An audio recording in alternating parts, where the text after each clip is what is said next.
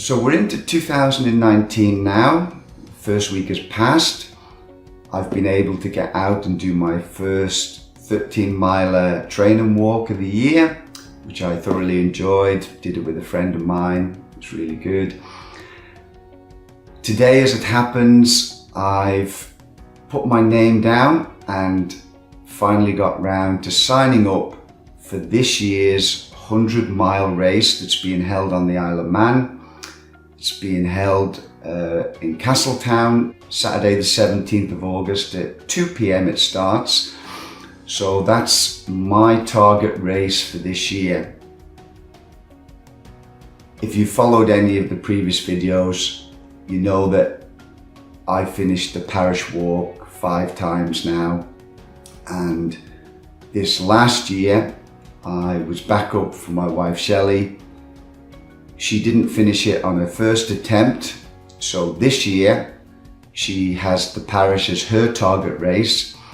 So I'll be back up for her again, and my target race will be this 100-miler around Castletown. Obviously it's going to be a slightly different challenge to the Parish. The Parish is 85 miles, but that has lots of elevation, up and down, slightly different event. It'll be interesting for me to see whether or not I can go the extra 15 miles. I'm pretty confident I can, but we'll have to wait and see. Anything can happen on the day, just like with the Parish. However, it is 2019, so apart from doing training out on the road, my main focus will have to revert back to my eating. Now for me, nutrition is really important. I say that from obviously my own personal experience. Back in 2012, when I did my first finish, just under 22 hours it was, I'd been doing like most people at the time. I was eating carbohydrates as my preferred fuel source. And yes, obviously I managed to get to the finish and got my first finish, which is great. But to do it, I did suffer an awful lot of stomach distress. I weren't physically sick at that time, but I had a lot of stomach distress. I had several toilet stops, which were really uncomfortable. And the carbohydrates were a mixture of solids and liquids. I used a lot of liquid maltodextrin at the time, which I researched and found that a lot of ultra runners used as their preferred fuel. So I tried that. And yeah, I got to the finish, but it wasn't comfortable. I didn't feel good with it. So the following year, in 2013, I'd come across late 2012 what we'd call the low carb, high fat way of eating, and I decided I would give it a try. So on the lead up to the 2013 Parish walk, I was fat adapted and I ate very low carb at the time. I was eating less than 30 grams of carbohydrates a day, and as I went into the race 2013, although I knew other people from research I'd done on the internet had used the low carb way of eating to complete ultramarathons, I didn't know if it would actually work for me, so it was an experimentation. And at the time, Shelley was doing some gym work with a personal trainer, and when she told him about my idea to try the Parish walk on a low carb diet, he was incredulous. He just couldn't believe that it would be possible to do the 85 miles on low carbs. I think the mainstream approach is that you do need to have carbohydrates to fuel your body if you're doing long distance, ultra marathon distances in particular.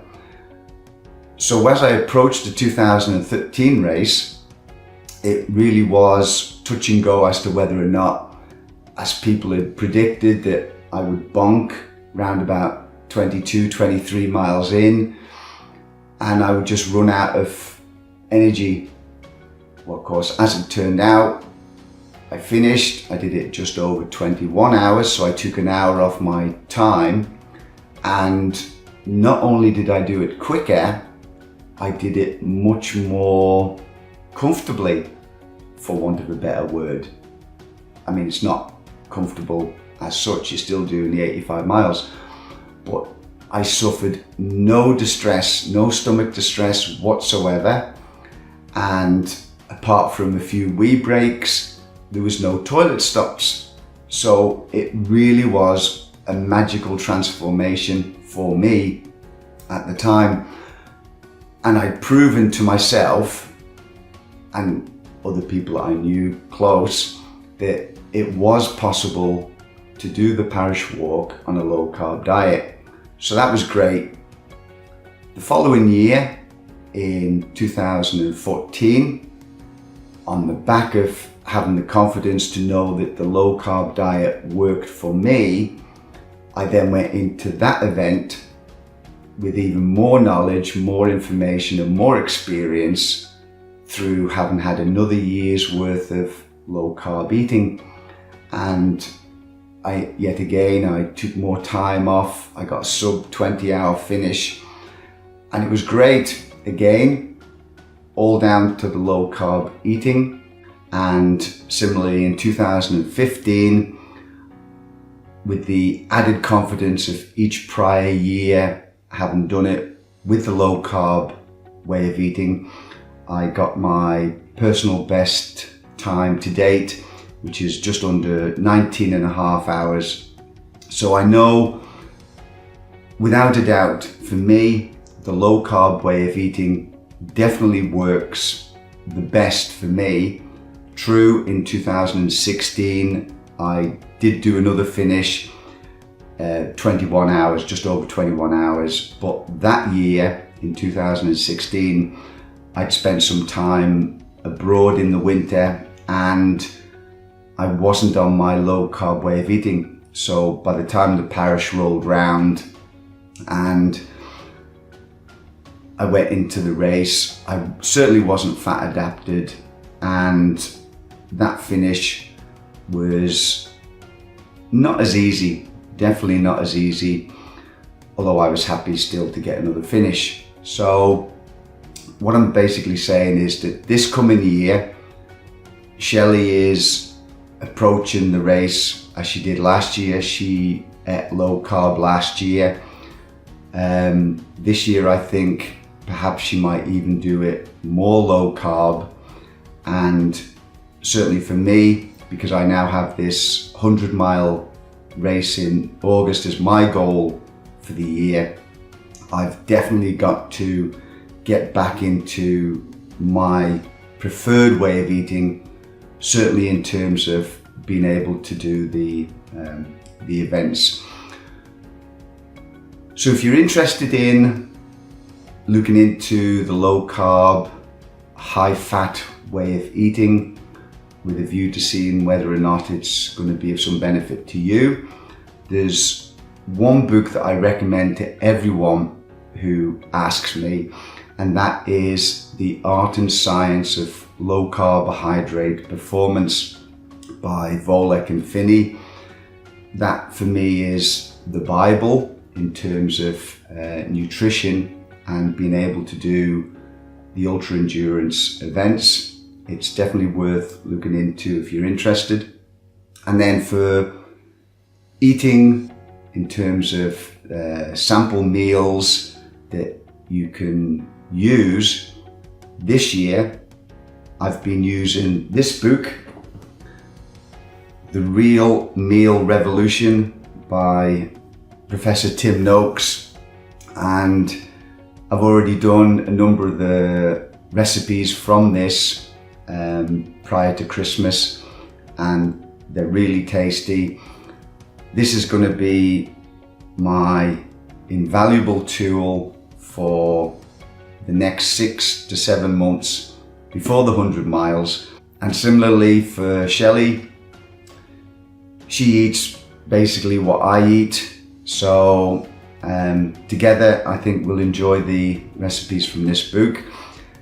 And that's it really for this first video of 2019. I just wanted to start off by saying we're on track. Shelley's been out and done a few more heart rate training, walks. She's persisting with that for now. She's still enjoying it. And with that said, I'll finish for now and I'll catch you in the next video.